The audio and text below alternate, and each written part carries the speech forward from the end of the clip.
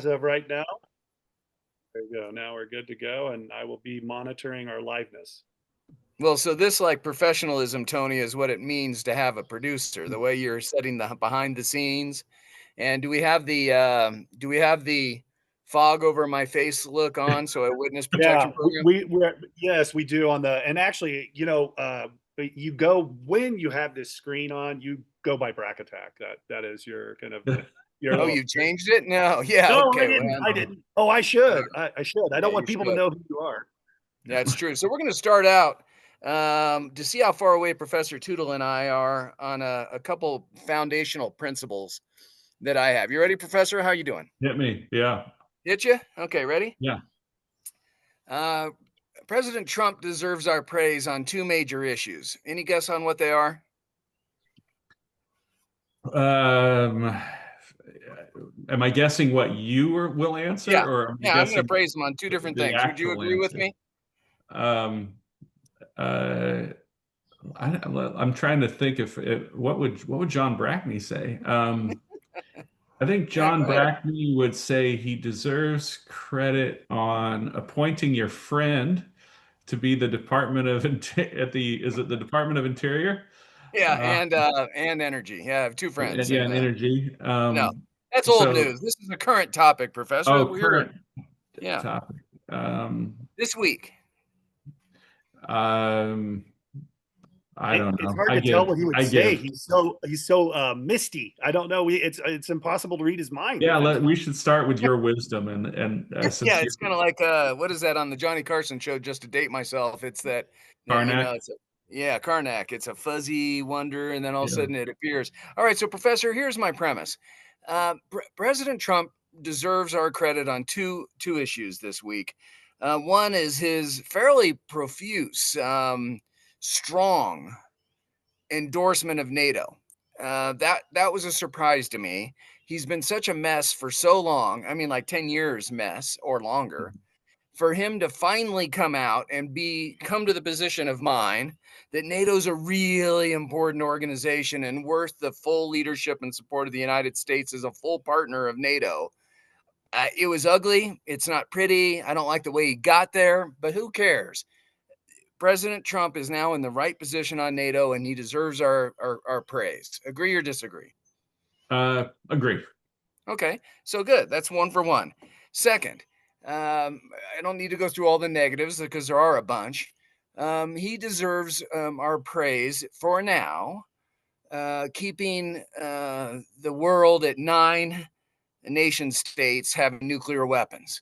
It's good that Iran doesn't have nuclear weapons. And Trump, there's lots of negatives to say about it, and who knows what the future will say about it. But for today, Trump deserves some credit for Iran not having nuclear weapons. Agree or disagree? Agree. Okay, so why'd you pause so much when I said we should credit President Trump for two major things? What's the concern? Why aren't you just enthusiastically with me? President Trump deserves praise. Um, I don't know because I don't know. I don't know I didn't know where you were going with it. So, but no, I agree with both of those premises. Okay, so how is it conceivable? One conceivable option is I'm a lunatic, and I'll have to reconsider my views if you think I'm a lunatic. But I think it's rational. In the same authentic voice, President Trump deserves praise, but also President Trump could rightfully and maybe deservedly be impeached and removed from office over his actions in Iran. Is that Are they not possible to be together? I don't see that at all. Why? I mean, What part on of what the basis would you? Constitution don't you agree with that Congress has the power to declare war? Sure, Congress has the power to declare war, but even at the time of the founding, they put the president as the commander, commander in chief of the armed forces, and even from early days, early founders in government, Washington and Jefferson, um, all understood that it's acceptable for the United States to respond to threats, uh, and that what Congress's role would be to ratify if this turns into a war. Um, So you so think it's so I concur with everything you just said, but you think the United States was under an immediate threat where Congress couldn't be consulted with prior to dropping some pretty significant bombs on Iran, an act of I war. have no way of knowing that. So, I mean, this is the part where you just have to, and I know this is hard for for us, but this is the Sure. part where you just have to trust that the president of the United States is telling the truth when he or she says, like, I needed to do this right now. And the role of Congress is to come along and say, especially if it turns into something else, um, whether or not you keep doing it. But um, I don't see any. Um, So, Professor, really, you think that since January 20th, when he was sworn in, that he started to get intelligence from our sophisticated agencies that Iran was about ready to attack either the United States or our ally, Israel, with a nuclear weapon, had the capability and desire and intent, and he didn't have any time between January 20th and last week to consult Congress and declare an act of war against Iran. Congress didn't have that ability. Really, Professor? Come on. well, I guess I disagree with many of the premises that you've just set out because, Sure. Well, what um, are they? What? How do you disagree? well, the idea that somehow the Iranian nuclear program is something new, or that it was something that Congress didn't already know about, that it wasn't something that previous administrations didn't have intel on, that somehow Iran just emerged like a babe in the woods, innocent with a nuclear program. Well, how do they even get it in the first place? Is they built it illegally because they were lying to the Obama administration. So So you're um, making my point, though. I mean, there's lots of time for to declare war. Is you're making my but point? no, because this is a case where war is um, not the policy. I mean, the United States has only had 9 or 10 declared wars, and in each case, a, a war means we're going to mobilize our country in order to, yeah, 5 declared wars, 5 police actions, according to Jake. Boy, I Jake's think, good. yeah, I don't know. It depends on how you count. But say it's a congressional authorization of something called war, uh, and um, in each of those cases, it's Congress can set out the parameters for what victory looks like, but um, the American military takes action all the time under every administration. I can't think of a single administration that hasn't directed the military to do something. I mean, last week, the British military directed their warships to go through the Taiwan Straits, which if we believe the Chinese, which we shouldn't, but they acted like, oh, these are not international waters and this is an act of war. And you know, come on, it's not really. But my point is, the president is always directing the military to do things, and Congress has already authorized. Uh, I mean, several actions since 1980 that would give the president the authority to go after Iran, who is a state sponsor of terror, who's killed Americans. Um, I think Jake saw a couple of weeks, maybe last week, I reposted something from the Foundation of the Defense of Democracies that just outlined all the attacks by Iran on the United States. And they declare war against the United States every week. I mean, their leaders chant death to America every week. So Um, it reminds me a little bit more of the fact that there are a lot of countries on Earth that are at war with the United States, and we mostly ignore them until they become a large enough threat that we sort of have to deal with. But um, So you and I, it's clear after listening to us for a couple minutes, fundamentally disagree on what the Constitution means about Article 1 powers. Congress has the power to declare war. I'd like it to be approved all the time. They should have we should have no police actions anymore. We should go back to the intent of our founders. And of course, we can defend ourselves. We don't have a suicide pact in our Constitution. Of course, the president, as commander in chief, can defend ourselves and our troops and our interests overseas in an instantaneous reaction.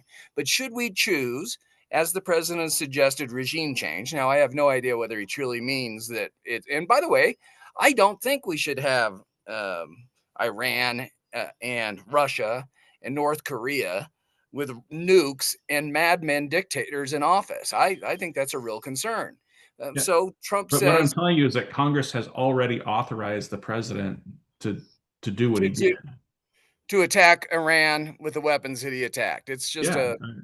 a So if your sticking point is that you want some sort of congressional approval of this, they already have.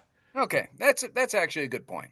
Okay, so I'm wrong, is what you're saying. I'm just full-throated wrong. Unless there's some other angle that I haven't thought of that you haven't brought up yet. Okay, fair enough. I'll accept that for today. So, Professor, if somebody like me is completely wrong on an issue such as Iran, and I want Congress before we send, and admittedly, it's airmen, and they're in planes that are pretty hard to shoot down, but still, there are airmen. Before we put And troops women, there in was arms, one woman, by the way. thank There was you. a, yeah, Excellent, excellent yeah. point. Before we put our troops in harm's way, I would like the American people to have a weigh in through their elected representatives.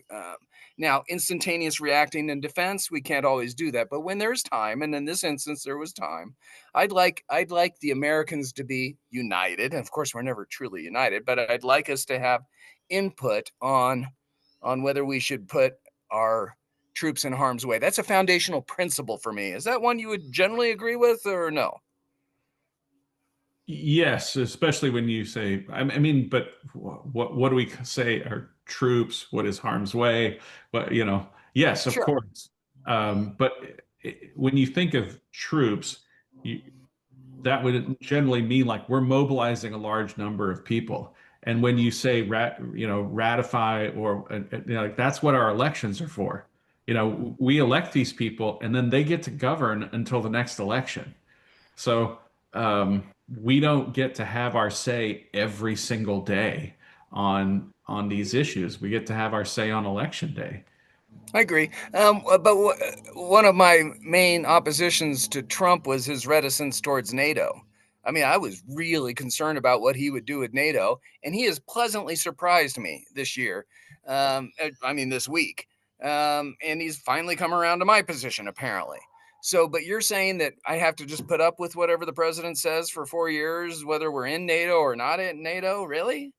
Well, I mean, put up with. I mean, you can write letters, you can protest, you can engage in civil disobedience. There are many things that you can do, but as far as the machinery of government goes, I mean, you could file a lawsuit, that sort of thing. But you have to follow the laws of the United States on these things. You can't just make it up as you go along and Lovely. insist that the government is a reflection of your feelings that day. Lovely. Okay, let me transition to a second topic, and then we're going to weave them together here. Um, AI and Musk has said he's training, or however that works in technology. I'm not sure, but they're going to revamp and rewrite, not history, because that sounds wrong, but they're going to get rid of the wrong history and make sure that AI is looking at the right history. So conspiracy theorists are just freaked out to no end about that, thinking it's going to be manipulated by his brain on how he wants history to be. I'm not so certain that's right, but it's a concern. I think it's a legitimate concern. But how do we understand what truth is? Let me give you an example. Um, there are now plaques up in national parks. There's, I think it's one at Amachi here in Colorado, and there's one other one, but Charleston, it's made the news recently at Fort Sumter. If there's things that make you feel uncomfortable with this history, please report it to whatever. In a previous conversation, I've told you about how clear the park ranger was about the reasons for the Civil War, slavery. And he said, "Don't trust me. I'm just a park ranger. Read the founding documents of the Confederacy of why they wanted to rebel, why they wanted to separate from the United States. The It's so-called revisionist." Confederacy. What's that? The so-called Confederacy. The Yeah, so pretended far, yeah, Confederacy. it's clearly rebellion because they wanted to protect slavery. Now, I know that's going to irritate a bunch of you. Write a letter, complain. People do every single day. My name is Ranger Blank, whatever his name was. You can't change history. It is what it is. It's a fact. Now, I predict that that's going to be changed under the Trump administration because it has some version of DEI or something like that. Have you followed that issue? Do you think that's true? Can we rewrite history, whether it's AI or whether it's political reasons? How will we know what the truth is when people constantly change the truth? Now put on your historian hat Oh and my gosh. educate us. Yeah, that's like 8 different topics that I could Right. have. Let's pick your favorite Um, one or two out of that and educate us.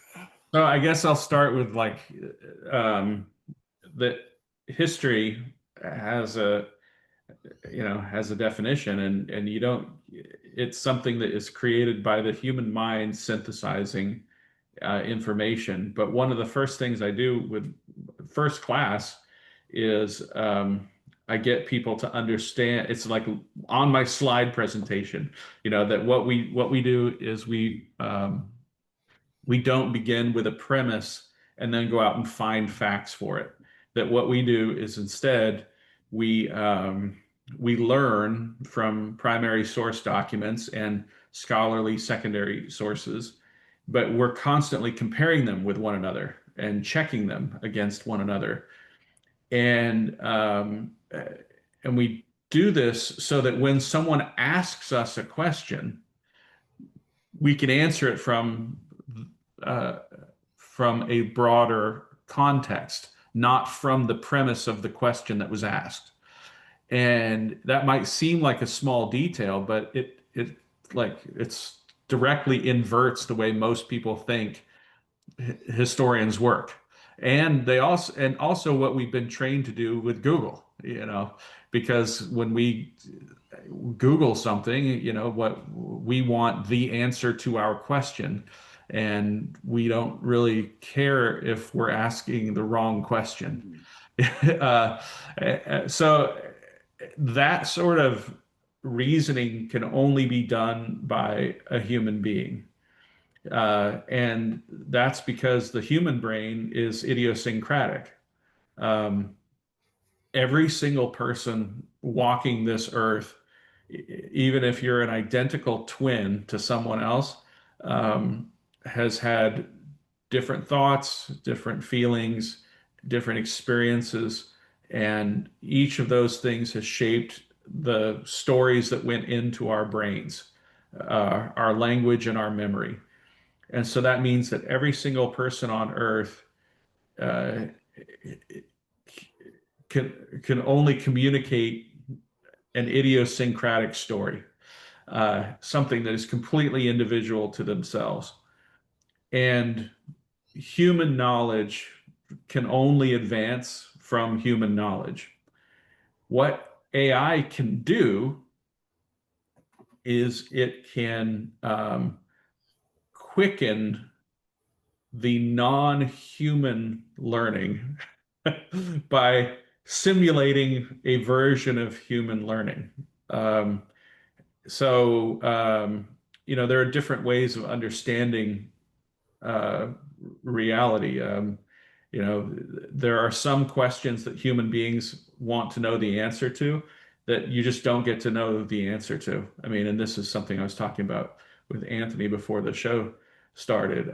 Tony and I were talking about just the necessity of the spiritual.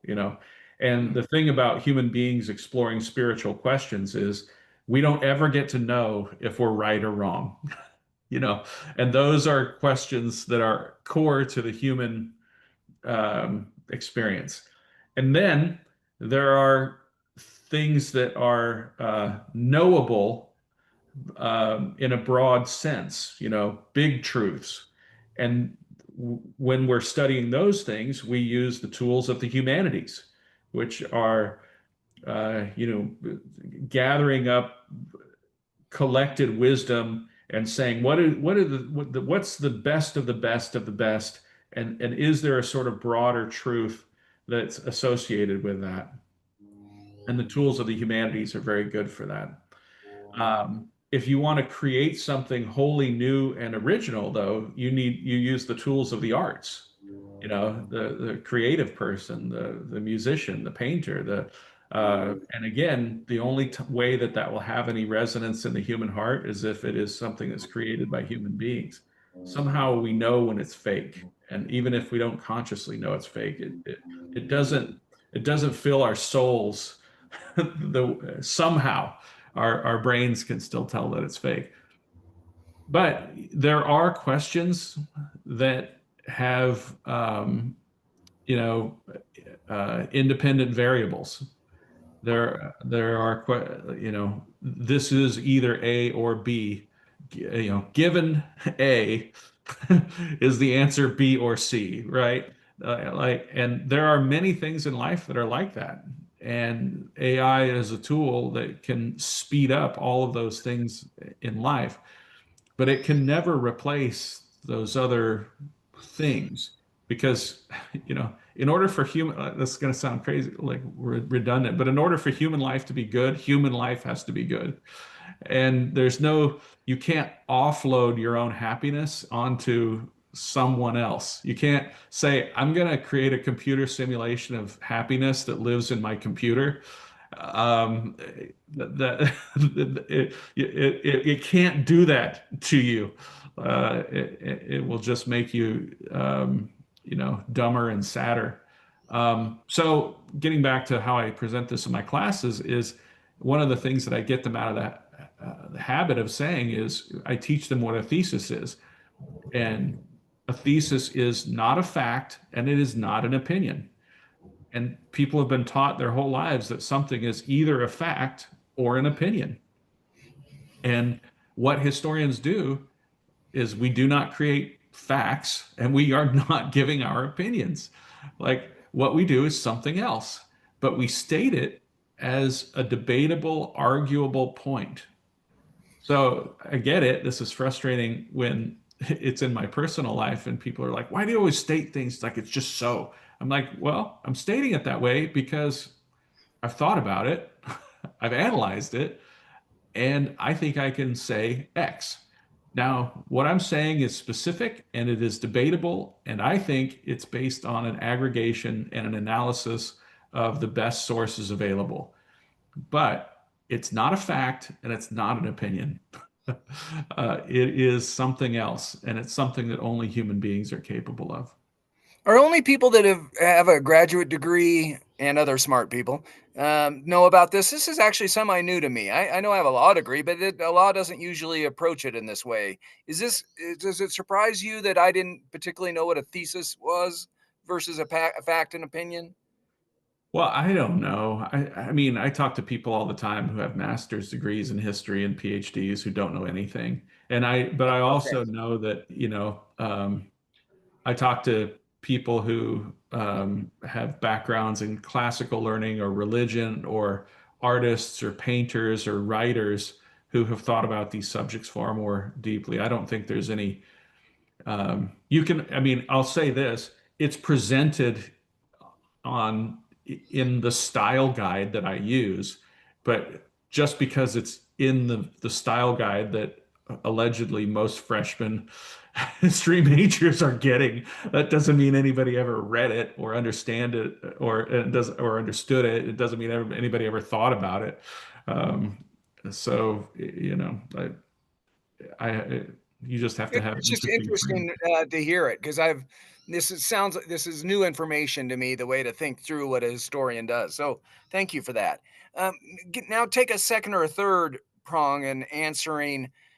So if the U.S. Park Services changes how Fort Sumter, where the Civil War started, the first shots were fired there, and if future tourists like I was a summer or two ago take the tour and find out that the start of the Civil War had nothing to do with slavery, does that matter, or will it just is it a pendulum and will swing back? How Well, does a historian view this? of course it matters. And, I almost think there's such a tragedy with most of this stuff that, um, in some ways, the history that is being produced by the best historians has never been better. I mean, it is extraordinary how good some history books are now, and how wonderful it would be if the average citizen availed themselves of of these wonderful works of history. Um, but it's never been better. But we're about to fall off of a cliff because all of those great historians are really old, and they were all trained in political, diplomatic, military, traditional history. And for the past 40 or 50 years, universities haven't been encouraging that at all. And it means that once Gordon Wood I saw is getting the highest award that AEI gives out. But there's almost nobody to replace Gordon Wood. When Gordon Wood dies, that's I don't it. think you've mentioned him in any of our 120 other conversations. Gordon Wood is famous for what? He might be. I mean, you never know. Top five living historians, especially of the founding. He's famous enough that he was insulted in Good Will Hunting. Hmm, That's his big claim to fame, is that Matt sure. Damon is kind of famously a leftist, and he has that scene in the bar where the grad student is repeating stuff that Gordon Wood had said, and and then he says, no, who you need to read is, and he rattles off, what's his name, the people says Howard Zinn, as if Howard Zinn is better. And I think I, I would just say that if any historian thinks that Howard Zinn is better than Gordon Wood at anything other than maybe pickleball, I, uh, I would say that person goes down quite a bit in my assessment of their analytical skills. Um, Howard Zinn is not a good historian in the way that Gordon Wood is one of the one of the greatest historians in all of American history. Excellent. Thank you. So go back to Fort Sumter and Charleston and the history that's repeated. Does it matter what the tour guides, the park rangers say to, millions of hundreds of thousands of people a year? Absolutely. I mean, for the same reason that it matters what a pastor says at a wedding, um, like like That's a good analogy. again, Tony and I were talking about this before the show started, and he was talking about how great it was that he went to a wedding, and if the pastor comes out at a wedding and says, this is probably going to fail, Yeah. and starts giving a bunch of bummer stats on it, it's not just Right. going to change how that couple feels about their wedding. It's going to change how everybody in that church feels about the institution of marriage. If you can, and as we've talked about many times, quoting Calvin Coolidge, you can tell a large lie by telling a bunch of small truths. You know, it's the context of how these things are presented. So I think about it sometimes because I'm leaving for another big motorcycle ride here, and Is that why we're doing a Thursday show?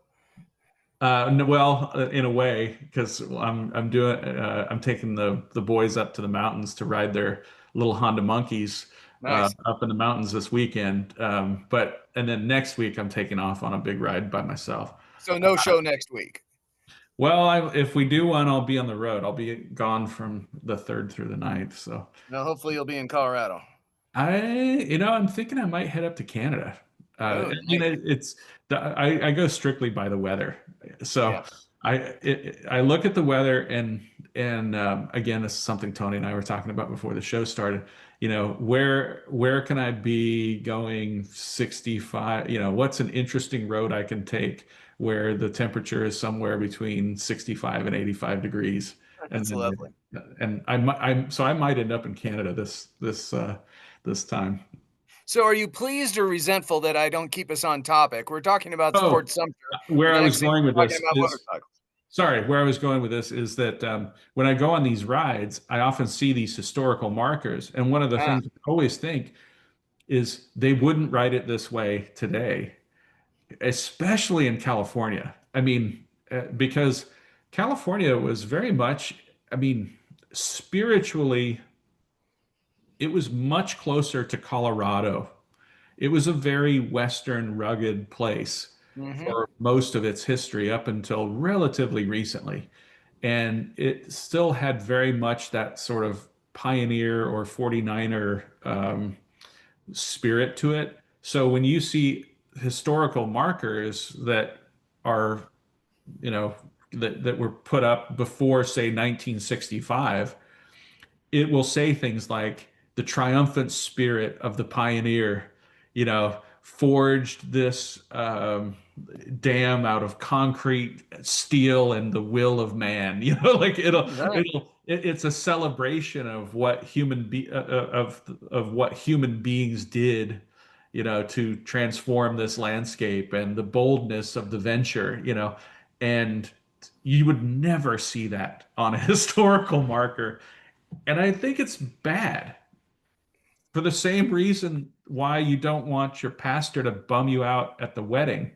Like in the larger context, when land stays the same for a million years, the unique thing is not, hey, what do you know? The land stayed the same. Like you don't need a marker when things don't change for a millennia. But when something extraordinary happens in history, you say, well, wow, this was new. And what does it say about the human spirit? Now, I don't think that you need historical markers, you know, um, that celebrate environmental devastation. But at the Well, same, actually, Professor, as a quick aside, let me give one. I was yeah, down in Belize a bunch of times for a med ready military readiness training exercise. We provided health care to the indigenous population of Belize, and I set up the hospital tents down there. So I traveled all throughout Belize and I saw a bunch of signs. And one of the signs that I remember vividly is, the rainforest of Belize. Big deal, man. We have yeah, yeah. tourism. We go down there and see the ocean and do the reefs, and you go to the rainforest. They were all cut down. I don't know how many years ago, but I mean, hundreds or thousands of years ago. Everything. That's why the population disappeared. They didn't have any trees anymore. They cut them all down and they died, or they moved somewhere else. So there are monuments towards devastation, right? I mean, that's news. Yeah, I just think about like if the only message that you get from the time you're born is that human beings are bad, how are you supposed to feel about yourself? Yeah. How are you supposed to feel about getting married? How are you supposed to feel about having kids? Like every one of these things, like every day that you live, you're just hurting the earth more. Every every time you fall in love, you're hurting the earth. Every time you have a kid, you're just hurting the earth more. And if if that's how you live your life, of course you're bummed out. Like, of course you're not going to want to get married and fall in love and enjoy Okay, life. so okay, boy, it's a convoluted way of getting there, but it's getting us to the point of one of the questions I wanted to raise. How do we accurately report the Civil War without bumming out the entire South and their progeny? If you're from the South, you have to be, I don't know, not, I don't know, you want to have pride in your forefathers. You want to, I but guess start there. okay, please. Start there. Start with like uh first, do not take pride or shame in a bunch of stuff that you didn't do. Like and understand that in America, you get to choose your ancestors. This is the most wonderful and powerful thing that, What do you mean you get to choose your ancestors? Are you going to I mean, I explain that? had one of my favorite students of all time. I mean, immigrants get this. And Peter Schramm used to say, "This is what I have to teach you Americans," right? He had many years ago had a column called "You Americans," right? Like, because he was like, "This is what we immigrants have to teach you Americans," which is that, I can have a student who has two Mexican parents, and when I ask him who his ancestors are, he'll say Washington and Hamilton. You know, they're not literally your ancestors, but this is the Novus Ordo Seclorum. This is the new order for the ages. We are an ideological nation state. And why would you take pride in attacking the United States of America? Let's start there. Like, and you don't have to feel shame for what the people in your family did. You didn't do that stuff. Like, all you have to do is sort of say, well, I didn't own any slaves. I'm not a racist. And I would like to take pride in I mean, I guess I'd also say pride's supposed to be a sin, but let's say I will not bum myself out Yeah. Yeah. by taking on the sins of others. And instead, I'm going to work constructively at the things that lead to human thriving.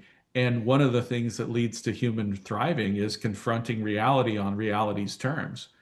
The true story of America is incredible. But it's the story it's easy to get bogged down in the times when Americans were like everybody else on earth. you know and forget that what was unique was that we were making things better in a world full of human beings that were, of course, mostly acting like human beings had always acted, but we were creating this template for progress based on these ideals that we're working towards. I love that.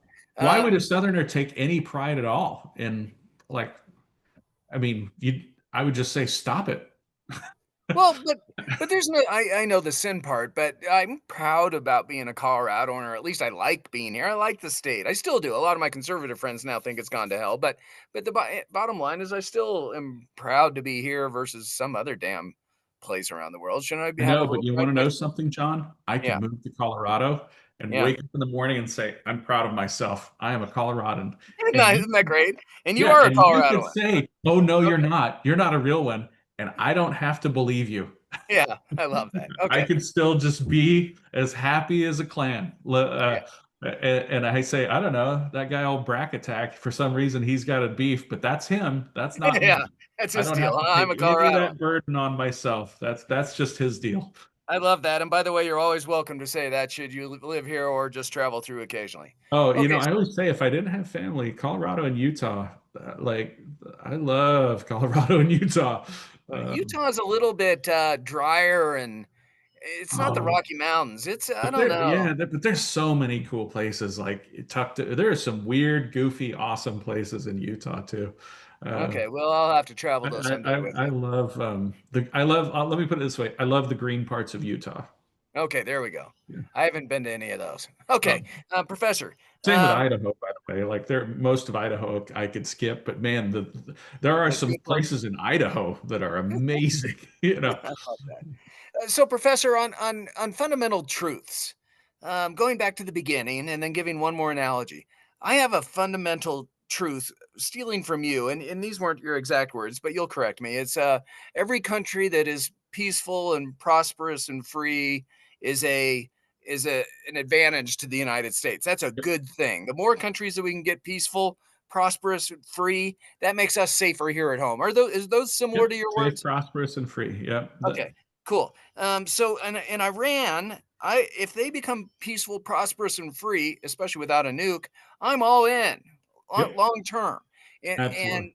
if people decide to stop burning down cities and BLM protests, I know most of the BLM protesters weren't violent, but certainly a certain segment of them got pretty stupid or pretty mean or pretty violent or pretty dangerous or whatever the reason they decided to loot and burn. I don't like that. I want them to protest peacefully, but when they start turning violent, I don't like it. It's a foundational principle of mine that you're kind of ruining your own cause when you decide to burn something or tear something down or to hurt somebody. Is that a foundational principle? I think Same so. thing applies for the people that decide to go to the president and wreak havoc during a turn of the election. Yeah. Those things just bother the hell out of me. I think they're Abraham really Lincoln explained, dangerous. the foundation of the Republican Party. Abraham Lincoln's explained it. Let not him who is houseless pull down the house of another, but Ah, rather build one for himself, so that both shall be safe from violence when built. gosh, I love historians. Well, at least I love you. How's that? I think I don't know about historians. some of them are pretty dark and terrible. Some of the Yeah, but worst beings I that know was are historians. that So, was just yeah. a delightful quote. So I've given you a couple foundational principles of mine, kind of weaved in. But the premise here, there's one more thing. A buddy of mine gave me this book. Can you see it? Yeah. I can't see the author though. You've all Oh, yeah. live in. I'm sure it's good. Yep. And I haven't read the whole thing yet. I'm just a couple chapters in, but it seems really important how our Constitution could unite our country again if we go back to the founding principles, not a modern interpretation of it. Just it is what has allowed us to be. Let's just kind of go back to what it is. It seems like he plagiarized. He wrote it last year, but it seems like he's listened to our show for the last 4 or 5 years and determined to write a book about it. You've all live in. Maybe you haven't read this book, but you've heard of them, right? Mhm. Oh, absolutely. So a foundational principle of mine, as you know, is the the Constitution, the rule of law, organizational structure to allow us to debate things in a way that makes sense. You always add in a bunch to my complexity that it doesn't give us what we want immediately. You have to work at it. You have to fight for it. You have to think through it. And boy, it's hard because there's different layers and levels, and it just doesn't happen instantaneously in America. And that's a virtue, not a vice. That's my kind of understanding and Mhm. synthesis of a bunch of your stuff.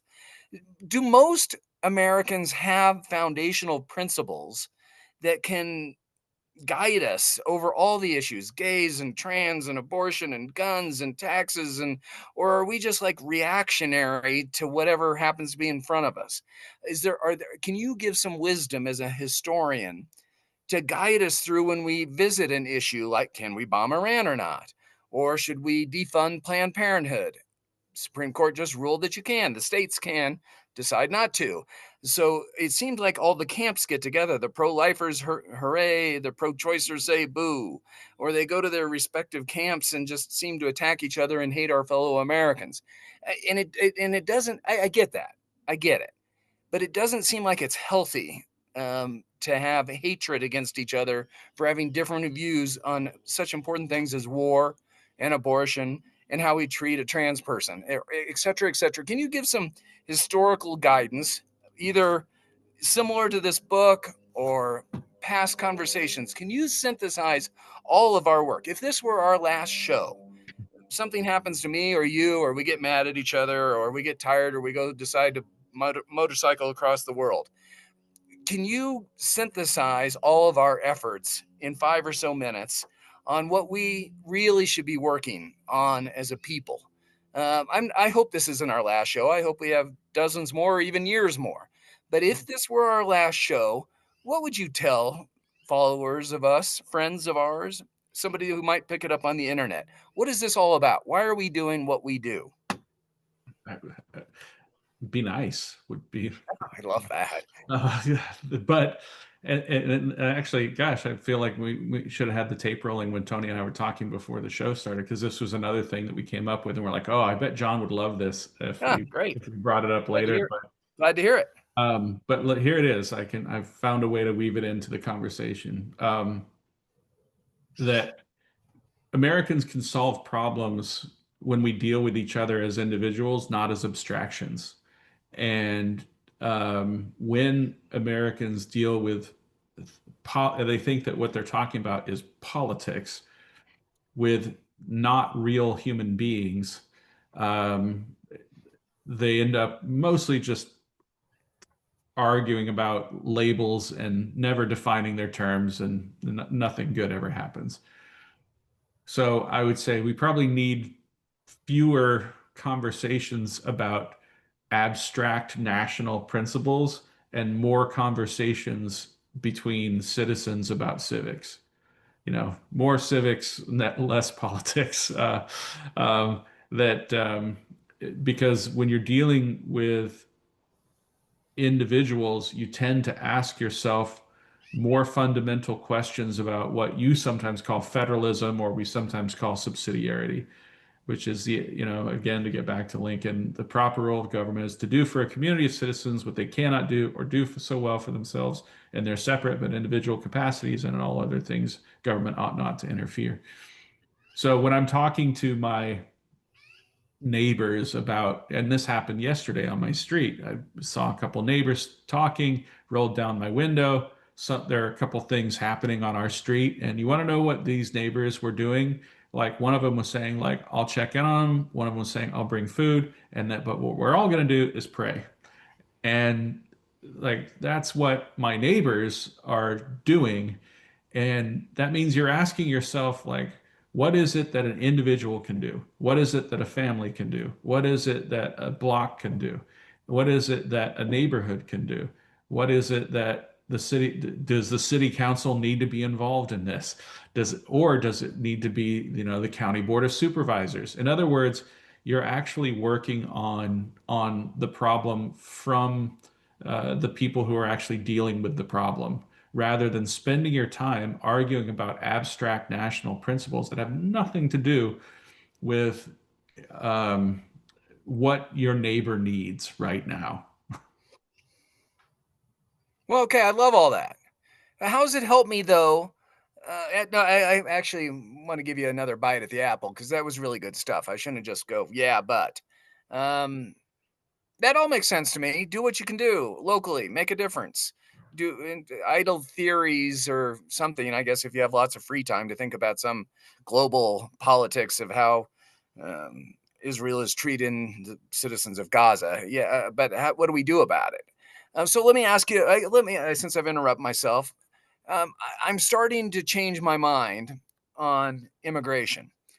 Um, I'm not there yet. I still believe that we should have strong borders and we should have the rule of law. And if you come in illegally, you should be deported. Um, I've always given myself an out that, gosh, if you've been here, I don't know, 10 or 15 or 20 or 30, 40, at a certain point, gosh, you've been a working, productive member of society and you're married to American and have American children and American brothers and sisters, and you're all but an American. And yeah, at a certain point, I think there should be a legal residency or a path to citizenship. But I'm starting to move that way down, Professor. I'm seeing enough instances of people being torn away from their community that are not criminals that I don't know. We need fundamental immigration reform 20 years ago, but we can't rule 20 years ago. We can only deal with today. We need it today, Professor. A foundational principle. You said be nice. I want to be nice to more people. I don't want to just treat them like a nothing and then just export them to some third world country that they've never been to. I think our immigration policy is wrong. So what do I do as a citizen? Is it a foundational principle that we treat people kindly? Yeah, I agree with that. How does that manifest itself in our lives under something like immigration? Talk to me. Um, um, First, I guess I don't know if I can tell where your position, uh, how it's evolved. I mean, if as Jonah Goldberg says, the um, first thing about immigration policy is that we should have one. Right now everybody has the luxury of debating a fictional version of something that doesn't exist. You know, because they'll say, "Well, do you think it's right that?" And they'll set up some sort of scenario, and I'll say, "No, that's absolutely wrong. But we should change the law." Uh, but I don't agree with people who say that we should not have. Well, I would say, if you want me to I'm going to go Milton Friedman on you here. This Great. is something Love Milton Milton. Friedman said, which is that if you want to not have any immigration laws, which we basically didn't for most of our history, you need to not have any um, social safety net of any kind.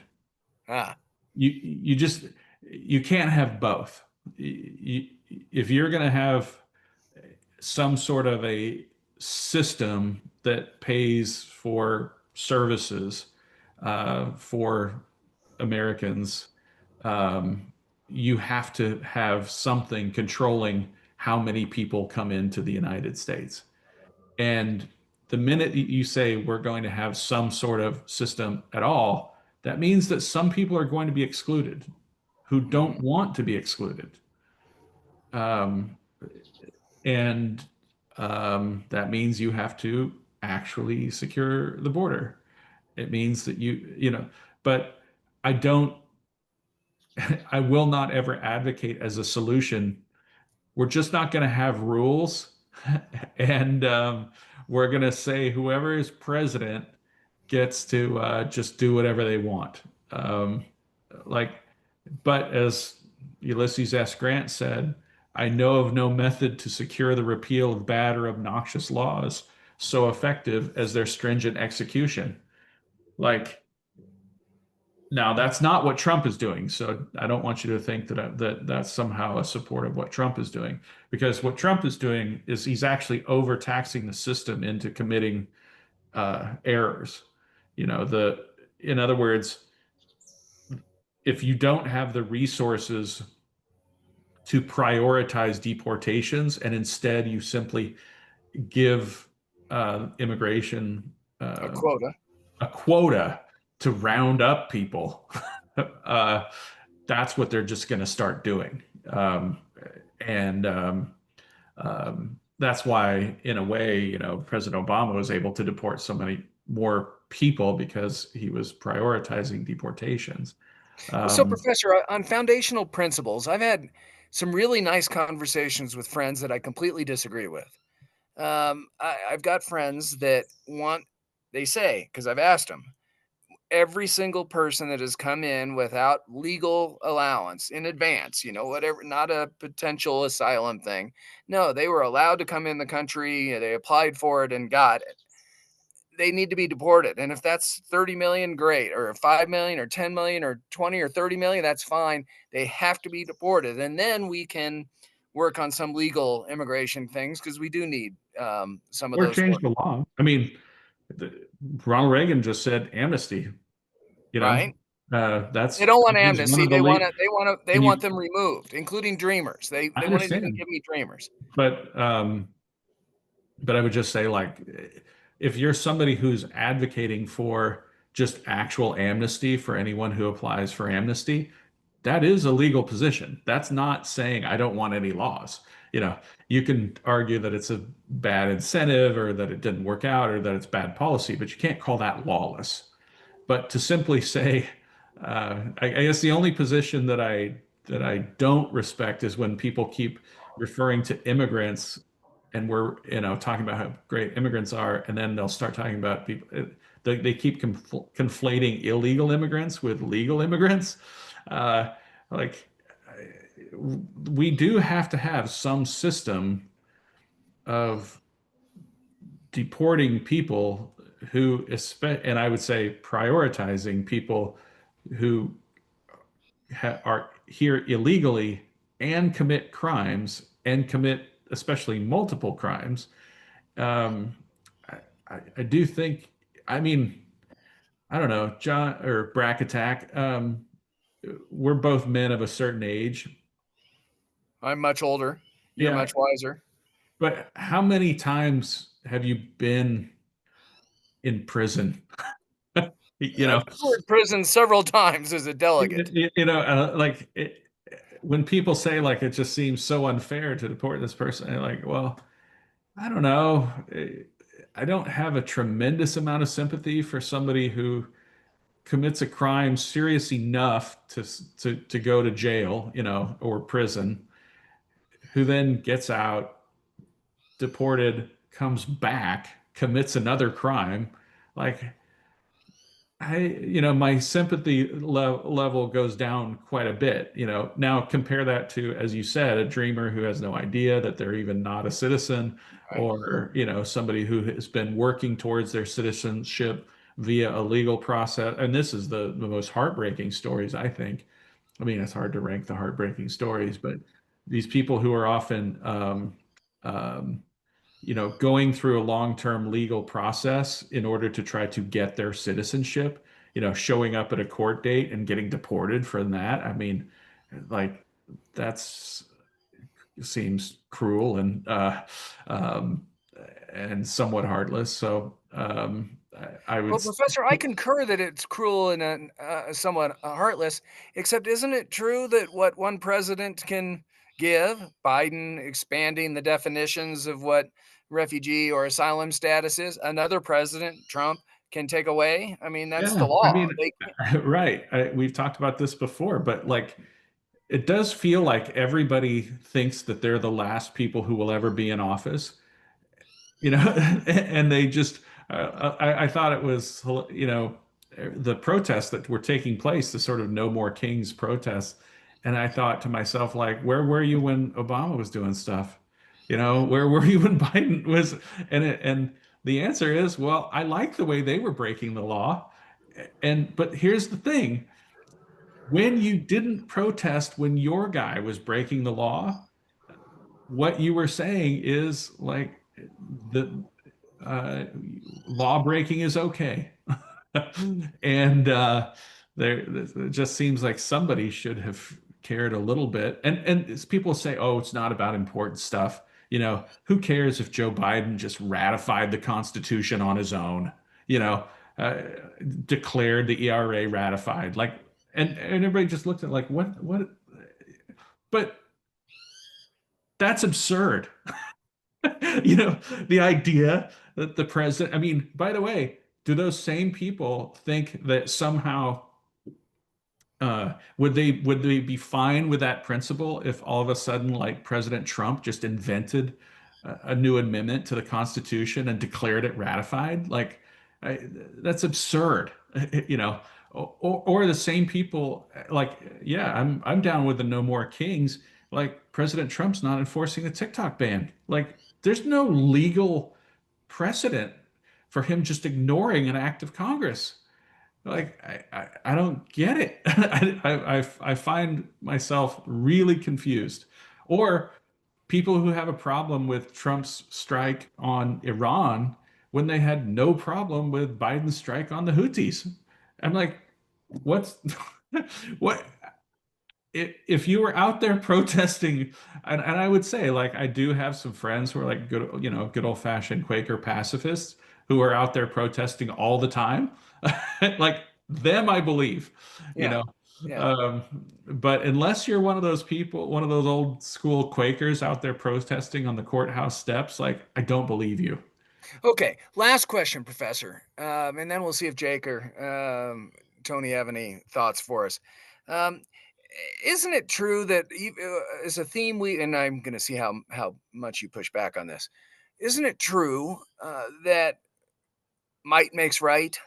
To the victor belongs the spoils. The whoever wins the war writes the history. I mean, all that stuff. I mean, if No, we can weave through all this stuff about the California plaques, but if the Indians would have beat the colonial settlers, the plaques would probably say something different about their victories. If Trump won again, so now we pardon all the January 6th rioters. So who knows what the history is currently, because the history is no, they're not rioters or insurrectionists, they're patriots. Isn't it true that we're a lot stronger than Iran? And we're stronger than Russia too, and probably stronger than China, and no one's willing to mess with us. Therefore, we can go bomb the hell out of Iran, and they're just not going to have a nuke because we're strong enough to say you're not going to have a nuke. There isn't a foundational principle, is there, on all this besides just might makes right? We're more powerful. We have more weapons and we're willing to use them. Therefore, we're going to write the history. Now, push back in whatever way you wish to, and we'll see if there's any other questions. well, I guess it's just there maybe three different questions there. The first is that do does does objective truth exist? And the answer Thank you. and the answer is yes. Thank you. Human beings are only able to experience it imperfectly, but objective truth does exist. Lovely. The second thing is, does might make right? No, because Lovely. objective truth exists. And even if you win the fight, it doesn't mean that you were right. The next premise is, do the winners write the history? No. Uh, I mean, most history books are written by the person who cares the most, not the person who happens to be right. Oh, So in the fascinating. case That's a of the good quote. American South, most of the history books were written by Southerners. One of the reasons why we have such a twisted view of ourselves is that almost every history book in America for 100 years was written by either a progressive or a Southerner or a Southern progressive. So of course they have a pretty weird version of American history, and politically motivated. Um, so I don't know. That answers your sort of three big points. Does that answer Yeah, I your love question those 3 about points. Iran? I don't. Yeah. Did you want to ask something specific about Iran? Well, I mean, isn't it true that if we weren't as strong as we were, we'd have a different result in that war? I mean, I Yes. don't know, it's a war. We just wouldn't have done what we done if we weren't really strong. Yeah, but also if the Israelis hadn't already cleared the airspace, if they hadn't Mm. already taken out the missile systems and the air defense, and if they weren't already flying jets overhead. I mean, there are a lot of circumstances. Well, but again, isn't that mostly U.S. weapons and U.S. dollars that supplied the weapons and the training? No, I mean, no. The because the other thing that the Israelis had that we don't necessarily have is really effective intelligence networks.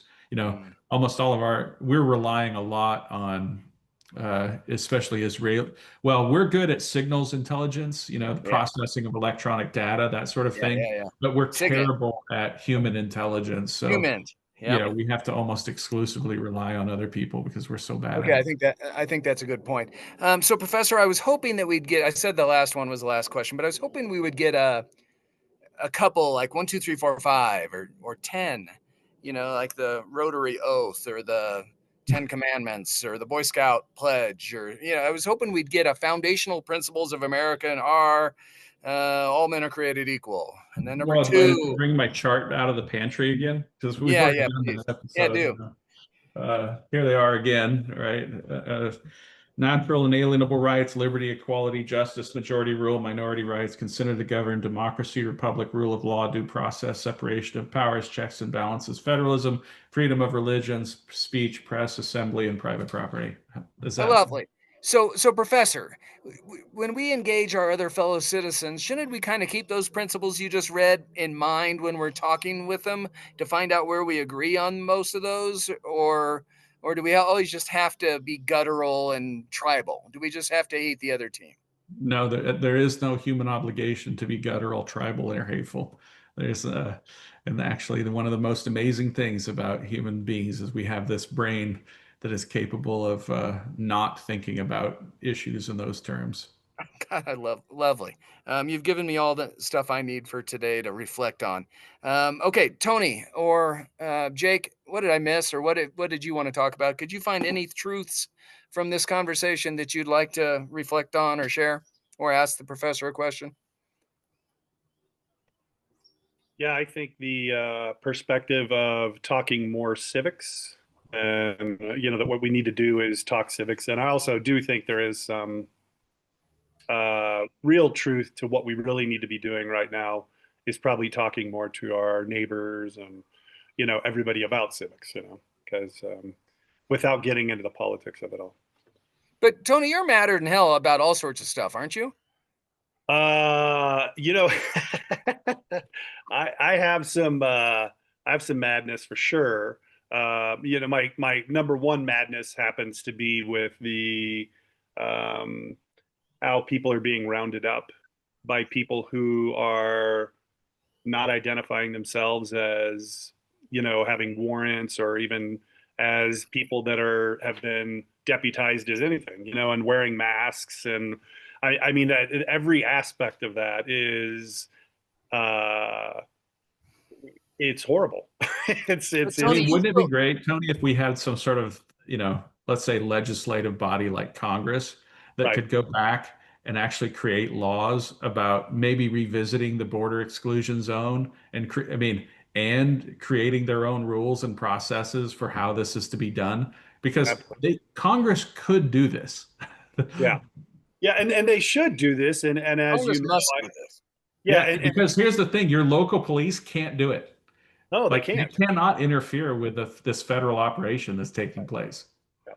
Yeah, and it was interesting because I saw somebody floated something I don't remember on what social media thing, and they said that the LA gangs have now made that they've made a pact that they're going to escort immigrants to court in an effort to like keep these other goons off them. And what I loved about it is I was like, how is an LA gang any different than these people? There is no difference between these people. I mean, from my point of view, I'm making it a little bit extreme, but I seriously, we don't know who these people are, and that I think it's a horrible way to treat any human being for any reason, right? And the majority of the people that they're doing, and I mean the majority of the people they're doing this to are people that are good human beings. They're not criminals. They're not, So Tony,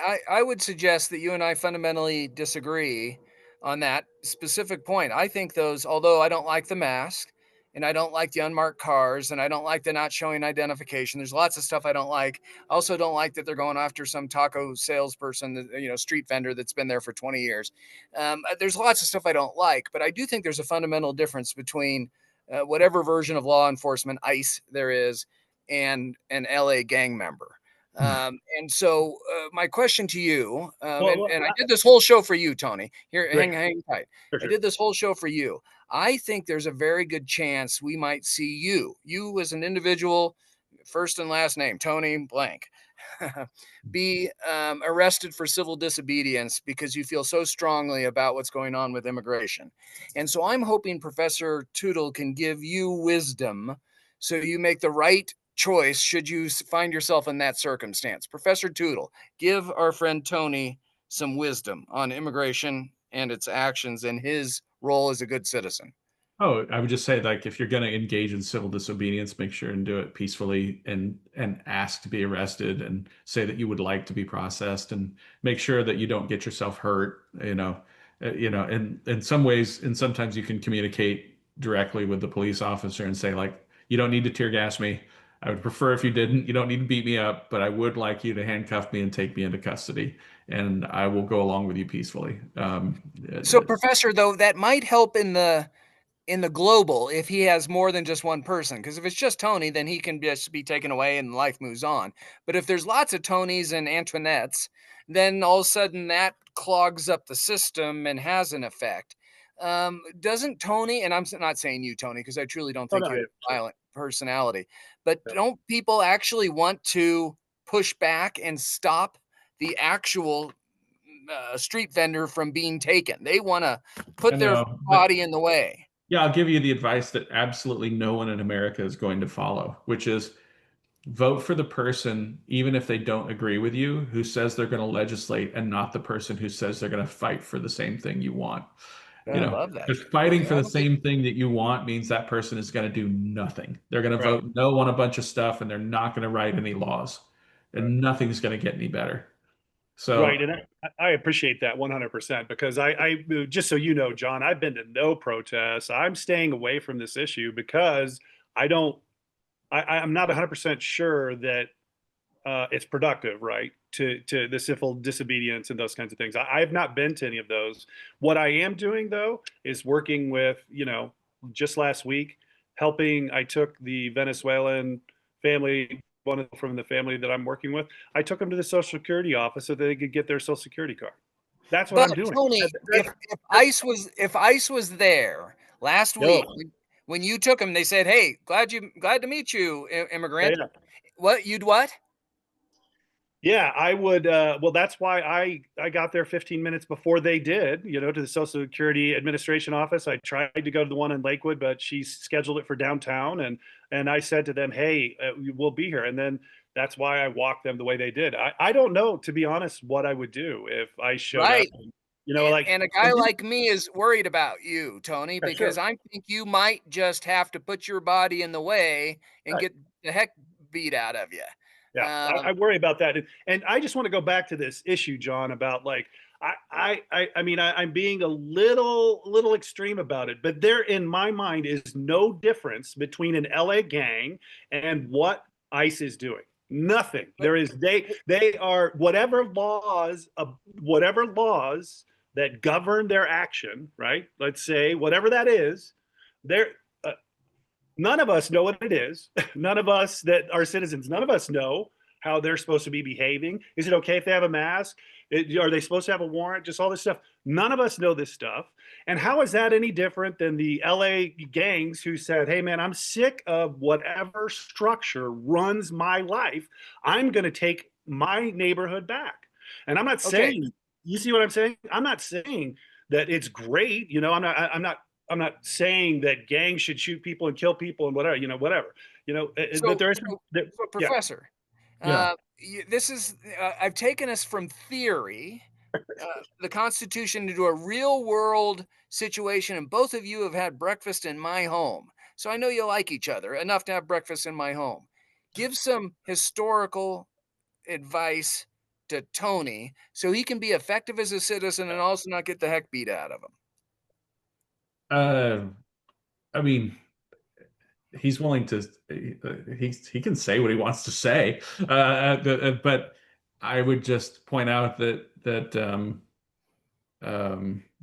there is a difference between a criminal gang and now someone who happens to be a member of a criminal gang um, who is acting lawfully. There's no problem with somebody acting lawfully, but in the case of like there is a difference between a gang member kidnapping someone and a law enforcement official enforcing the law. So that's And the two to most one. important Tony, thing give me. is that that if we change the law, what sure, the law enforcement official does will change.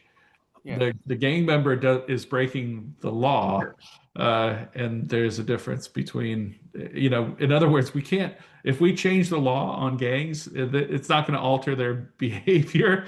Like if we change the law about what ICE can and can't do, Yeah. then that officer will change or her behavior. So that's I'm pretty not, I'm not, compelling, Tony. I'm not convinced of this, man. I think these people are rogue. They I don't, could be. I I mean, mean, like, when, who again, knows? I I don't. think I mean, this is where these, I'm going to sound slightly conspiratorial because I do know that there are people within the Trump administration, like Stephen Miller, and especially on this particular issue, where they have hired and promoted people who don't care about the law, and we might find out that many of them were engaged in they're rogue criminals. actions. They're criminals. They're criminals. Some of them, and not everybody. And again, you got to watch the social media. But some of the January 6 people got out of jail, got hired as these ICE workers. Dude, come on. I mean, Yeah. I like John. I appreciate you asking it, and Stephen, I know you.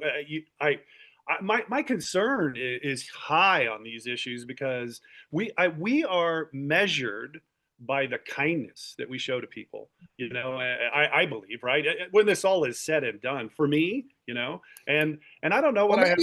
maybe to get into heaven, Tony, but countries are measured by their power, No, no. militarily, diplomatic, Um, economic power. I just want to go on record. I disagree with Brack Attack on that. Well, Yeah. I know Brack Attack, Lovely. but I know what you're saying though. But I mean, don't you see that whole structure is crumbling? That way of measuring people by that measure of, and it's patriarchal as shit too. The hierarchical power, dude. That is crumbling. And I think that we're in a time of opportunity around this. To shift and do things better. As it relates to ICE, let's stick with immigration. I have helped this family for, I helped a previous family was on a special immigrant visa from Afghanistan 7 years ago, 6 years ago. The process for them, super clear. Easy. I mean, they had a special immigrant visa. They had been interpreters for our government in Kabul. I mean, they were the christened ones. They had an easy cakewalk, and now they're citizens. This is 5 years later, 6 years later. The family I'm working with from Venezuela walked here a month and like a month and a half, walked here from Venezuela to give their family a better chance. They legally, or whatever method was allowed at the border, were allowed to cross the border. They came with good papers. They have all their paperwork. They filed for asylum. They got their work permit. They've done everything by whatever crazy ass book there is, and it's taken forever. And any day now, they could get picked up wherever they're at. They get in a fender bender if they're right. driving, or if something, or whoever's driving, if they're in the car, they might get picked up. Yeah. I'm going to share with you some. So they had a car that had expired tags, but we said, look, you shouldn't be driving that car. Well, they got pulled over by Jeffco, the sheriff office. This was about 4 months ago. I was like, oh my God, this is the worst thing that could have happened. You know what? They believed in the Venezuelans believed in our system enough that they went to court, and the magistrate said to you, you haven't been here long enough. You don't understand the rules. We're not going to bust you for this. And they let him go. That's how this system could and should work, for people to say a magistrate or a judge, and in Jefferson County of all counties, man, I said, dude, these guys, they're going to be deported. There's no question in my mind, or they're going to have to pay like $5,000, in fees. Right. And so my point is, I know the system, and the system is rigged against them in certain ways, makes things harder, puts them in a situation where for a year's time, instead of giving a permit right when they got in, they had to wait for a year, and then they had to do all these, in order to make money for themselves, they had to, make money doing, cash jobs and getting taken advantage of by, I can't tell you. I mean, this system of immigration needs to be reformed, and I want it to be lawful and legal. That if you were to hear their case about their asylum case, you would agree 100% that they were in danger, guns in their face. The father was he was in the Venezuelan military. They hunted him down. He had to move to Ecuador with his family to protect them, and then he said, "We got to get out." That's what's happening. That is the real story. That is not this bullshit that you see on social media about and whatever Stephen Miller is saying. And these are the people. Who am I? 4 generations ago, my grandfather came from Germany through Ellis Island, landed in Cincinnati, and that's why I'm here. What was going on different back then that's not happening right now? Why are they considered criminals for coming here? So, Professor, give some kind of response to Tony, and then let's wrap ourselves up so we can move on with our day. I mean, I think it would be wonderful if we had comprehensive immigration reform that created a system that actually made sense for processing people and allowing them to become citizens in a lawful way. Like I mean, every one of us probably has a million stories of people we know who went through the citizenship process, and it's expensive and complicated and weird and doesn't make any sense. And the whole idea of what border control can do, within the border exclusion zone is like, I would say, let's reopen all this. And by the way, let's keep doing it too. The idea that we're going to pass some sort of like immigration bill and then never look at it again. How about this? Let's look at immigration every year and every year right. try to come up with a better way every 2 years of doing this. And this capitalist system that we work on requires cheap labor, and that's exactly what they are. So let's not lie to ourselves about the importance to whatever democracy capitalist system we're running on that doesn't rely on cheap labor. I mean, the market can adjust for those kinds of things. I'm not, because in California we, allegedly did something that makes no economic sense. We have this completely absurd uh, minimum wage, and the Yeah. answer is just everything gets more expensive. Like, and what do we do in California? We pay it. Like, Right. so, um, Well, and this system is set up so that the thing that I don't love about it is that for a year's time, in order to just pay, feed their kids and things like that, they have to put themselves in a precarious situation, being hired, by somebody, whatever, and they're officially not supposed to work. And I'm like, what are we expecting of these human beings? And yeah. and so that's my thing is just like it would be better. I agree with you. And In some ways, I I like the old system where, I mean, some aspects of the old system that simply said, all you have to do is you have to have somebody in the United States who's willing to right. sponsor you, who will promise that you aren't on any form of public assistance. And Yeah. then, that network of churches and friends and families and communities would, I'm sure, be more than willing to take up the slack and probably do a better job of vetting too, by the way, than And just so you know, that's exactly what's happened with this family because it's been a network of people way beyond us, that and we vouch for them. And that requires them then to and they're great people. Their kids go to school, they're yeah. wonderful. So Okay. it's just and I thought, like it's so weird. And I watched that Reagan farewell speech and I said, "Oh, please come back, Ronald Reagan, dude. Yeah, yeah. Greatest. You're the Yeah. greatest." How he I sometimes show my classes the debate between Bush and Russian. Reagan in all 1980, right. where they talk about funding the children of illegal immigrants in school, and reminding people that Reagan was the one who had actual amnesty. Yeah. So I've given Tony a good bite at the apple, talking about one of his foundational principles. Jake, I feel bad that I've cut you short. If you cut you short, I didn't even give you a chance to speak. Jake, do you want to just throw in something real quick for the professor's contemplation? Man, talking to you guys every week makes me feel like a bad American. In what way? What does that mean? Well, all of you guys are really good at talking to your neighbors about politics. I have a general rule that outside of work, and I'm unemployed until August when I go back to teaching, that I don't talk about politics at all. It's good. Huh. And I mean, most of it's like the poor quality of conversation that I get with people when we talk about politics, because pretty much all of my neighbors around me are like sales bros that work for tech companies. And so they're not really high up intellectually. They're just good at making sales. But then the only form of politics that they know to talk about are stupid Instagram videos from like American Patriot 1776. And Yeah. it's like that's the highest level of intellectual conversation that I can get with my neighbors. And so I just kind of walk around and listen to books during the summer. Wait, your neighbors don't listen to our podcast, do they? John, I wish my neighbors Okay. listened to our podcast. Okay. I just don't want them to feel offended if they listen. No, no, no, they So, should feel Professor, offended. Hey, Professor, I think. hey, John, do you see Hope's on here too? I don't know that she wants to Oh, I say didn't see Hope was on yeah, here. Sorry, I'm outdoors and I can't see anything, and they're you can't see smudgy me because I'm all screens. fuzzy. Okay, Yeah. we'll give her one quick bite at the apple too, unless Professor gets on his bike and drives away. Hope,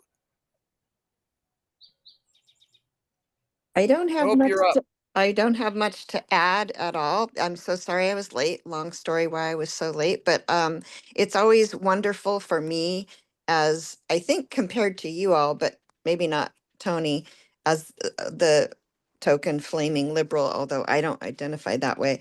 But my heart's just broken. My lovely nanny who turned into a housekeeper because we just wanted to help her out in life. She's been here as a legal citizen for 35 years. She's from Bolivia. She's having her son drop her off every day rather than take the bus. My friend Tracy Davila, who's been in this, in California, her great, great, great, great grandparents were here, before California was even California. She's Mexican. She's taking her passport as a teacher every day to school. She's scared. And I'm just, that's all I'm going to say. So absolutely here in California, it's I'm feeling it very personally, and my dear, dear, dear beloved friends are terrorized. That's just, that's all I'm going to say. So I appreciate the conversation. Sorry I'm so late, and I'm really, really, really devastated at what's happening across the country. So Historical wisdom for hope, Professor. Oh, yes, I agree. I mean, and I would just say, um, a lot of the fear is also being generated by activist groups in order to fundraise too. So one well, of but it's in my backyard, like right up the street. Yeah, right up the street. So so Mm. it's unfortunate that that um,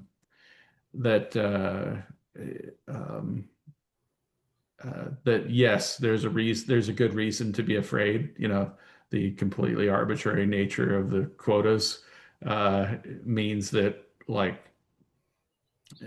these sweeps are, and that's the scariest thing to deal with is the unknown, you know, like because it is it's like why is the movie Jaws scary, you know, why are people afraid to swim, you know that statistically it's not going to happen, but it's still a little bit scary because of the great unknown.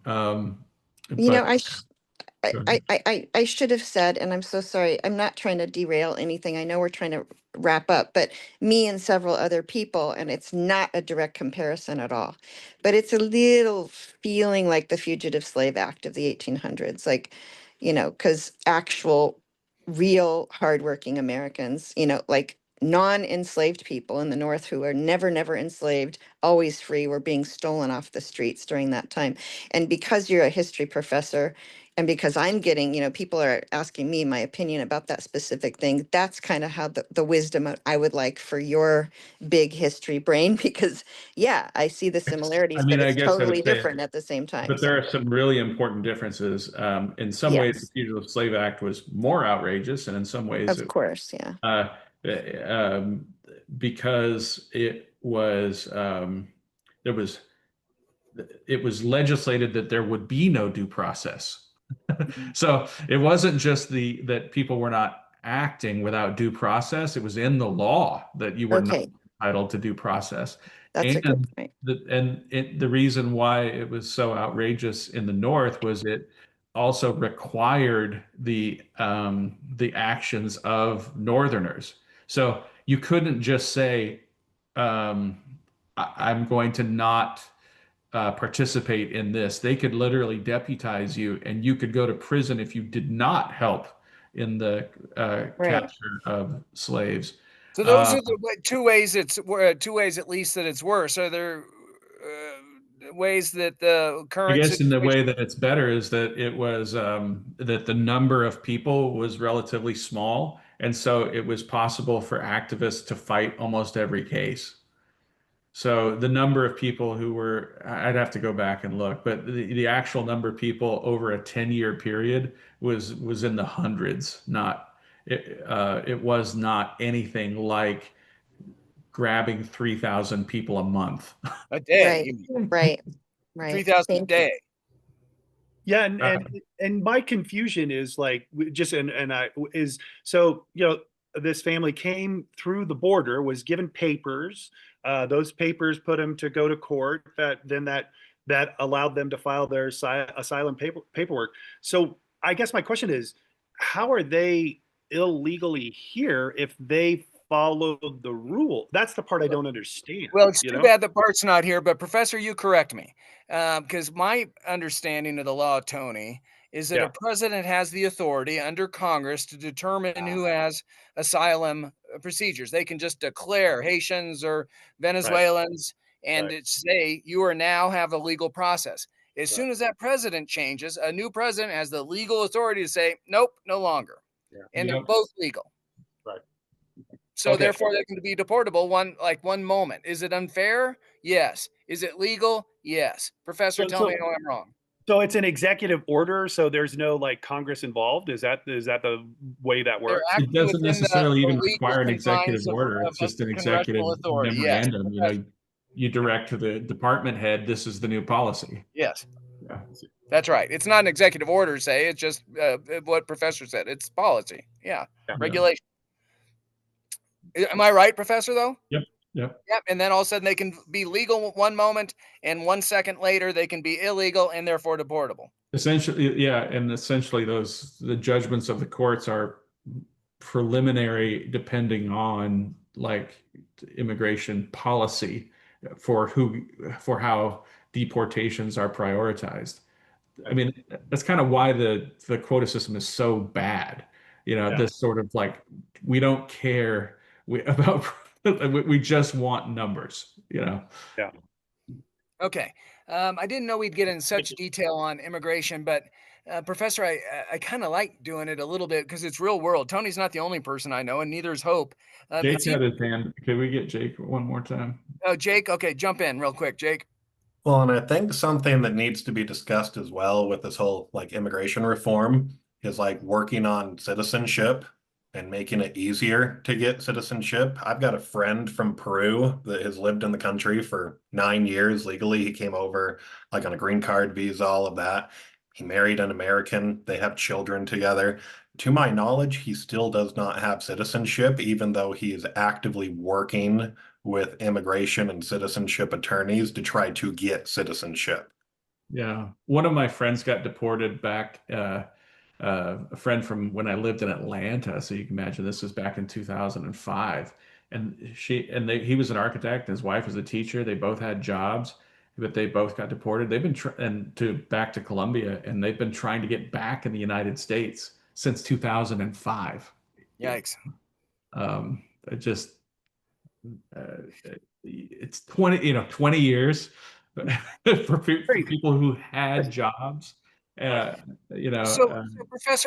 Professor, it has occurred to me, and I want to be careful how I say this, but how has mine evolved over the last 4 months? I'm still a law and order guy. I disagree with Tony. I think these law enforcement professionals, and probably Hope. They're doing the best they can. They're hired. Could there be some thugs? Sure.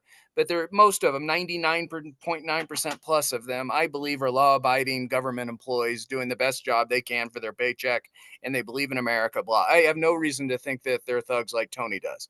However, both things can be true. Yes, agreed. Yeah. Agreed. But if you had to put me on one side or the other, I'm on the government side on this. However, it has occurred to me that there is a potential that I could be involved in nonviolent civil disobedience. And if I'm involved, I want it to mean something. I want the press to pick up on it, and I want it to be notoriety because I am somebody, Professor. I'm a Tootle Talks interviewer. And so, Hey. so Future a past commissioner too, by the way. yeah, it's also occurred to me that I want to do it illegally because I think that you should obey the law. But it had occurred to me that it's conceivable. You've been to my home.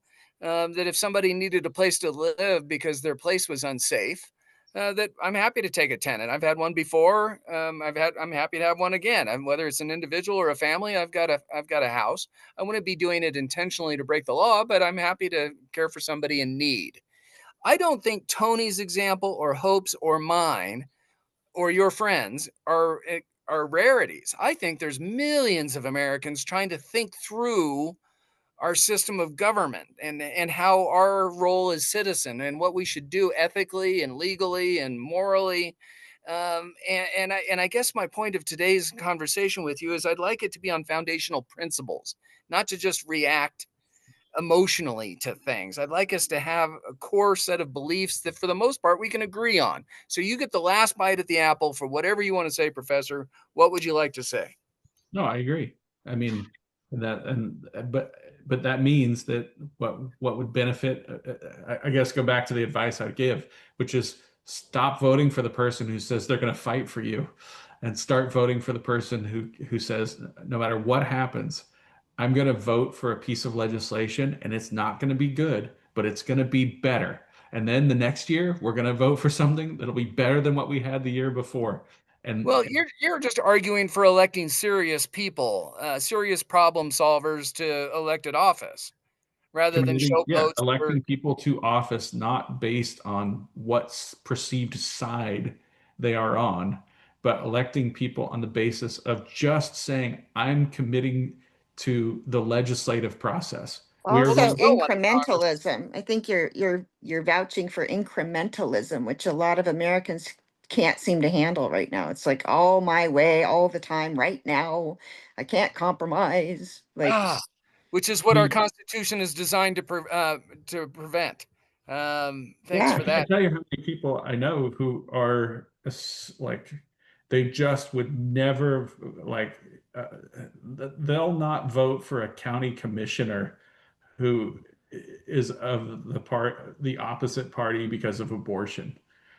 You know, or like the guy on the cemetery district, you know, like, um, I promise you, the person in charge of the cemetery district will not be making policy on abortion. Like, but they can mess stuff up if you elect a criminal with your position on abortion on, you know, to the cemetery district. Like, um, it just those. I mean, I guess everyone's entitled to have their single issue, you know, that they hold dear. I've got a bunch of single issues, Professor. Yeah, I guess. I mean, we all do. But man, if somebody came along and said, "I'm willing to, um, you know, legalize lane splitting in all 50 states, accept European emission standards or American emission standards on motorcycles, nuclear power, desalinization plants, yeah, immigration reform," and that person said, "Oh, but by the way, I also want, you know, 45-day background checks for firearms instead of 30 days." I'd still vote for that person, you know, even though like I wouldn't necessarily think that, you know, 45-day background checks is going to do much in terms of, you know, gun violence, but like I think I'd still go for that person. Because you need lane splitting to take your bike where you want to go, and you want uniform standards, and you The leave in safety you need it in order to ride safely in all 50 states. You can't be on a motorcycle and not split lanes. We don't have air conditioning, John. We have to Yeah. keep moving. We're like sharks. Keep moving. Okay. I didn't know we were going to end on Zen and the art of motorcycle maintenance philosophy as a core. But last call, or are we done for today, y'all? We're good. Okay. I'm Professor, good. thanks. I'm good. I appreciate the dialogue. Good to have Tony back. Like we It is miss good you. to have Not Tony around. back. Yeah. Even though I disagree with him, vigorous. Tony, these are our public servants. Be kind to them. I'm going to keep my comments to myself about what I just said. Yeah, well, we all have problems, and that was one of them. But I'm here to help correct you. Okay, Thanks, y'all. everyone. You do appreciate you, and Professor, thanks for your wisdom today. Have a great day, y'all. Good to see you guys. Take care. Thank you.